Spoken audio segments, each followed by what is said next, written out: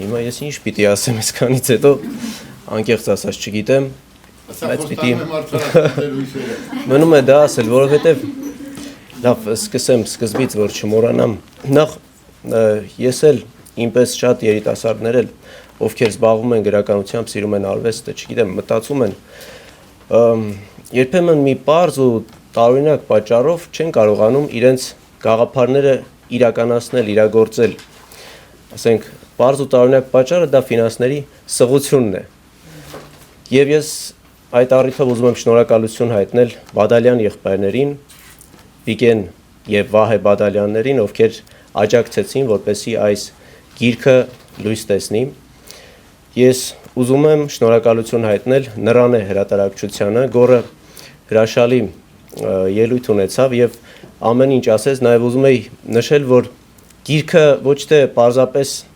տպագրվեց, այլ ներառվեց արդի պոեզիա մատենաշարում, որը դրա մասին արդեն նշեց եւ դա իսկապես գոնե ինձ համար շատ կարեւոր էր։ Եվ ուրեմն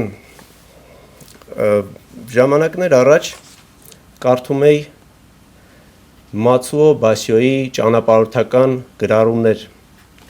գիրքը, ինքը պոեզիա չէ, բայց ինչ էլ գրի Բասյոն, պոետիկ է ստացվում, եւ այնտեղ մի այսպիսի միտք կար,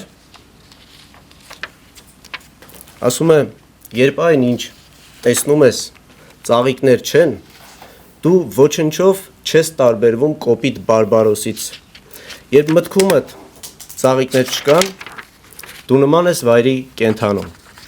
Այս տողերը, երբ կարդացի, անկեղծ ասած, հիշել եմ, տարիներ առաջ եմ կարդացել, եւ հիշել եմ Հրանտ Թաթոսին մարդով ծաղիկներ է նկարում եւ ծաղիկներ է տեսնում, այսինքն գեղեցիկն է մեզ համար պատկերում, այս դաժան ու ձմեռ կյանքում, այսպես ասենք։ Մի խոսքով անչափ հպարտ եմ, որ վարպետը այստեղ ներկա է։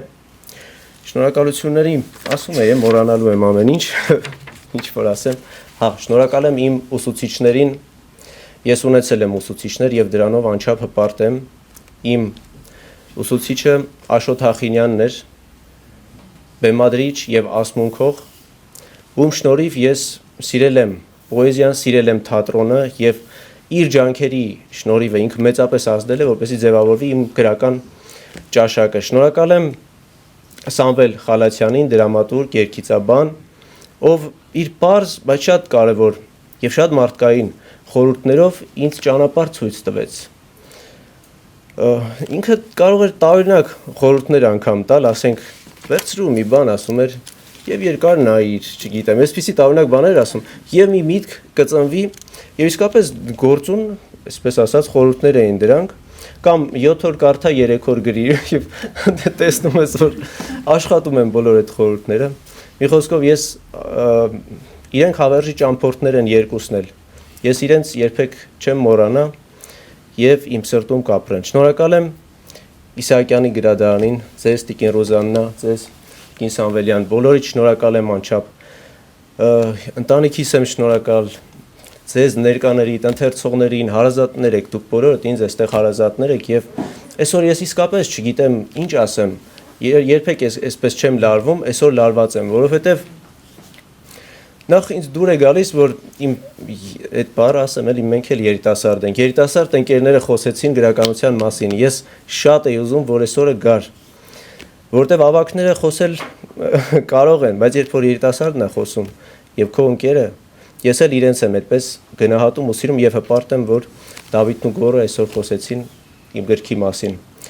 Խոսքով չգիտեմ, եթե ինչ-որ բան մոռացա, շատ ներողություն։ Մի խոսքով շնորհակալ եմ։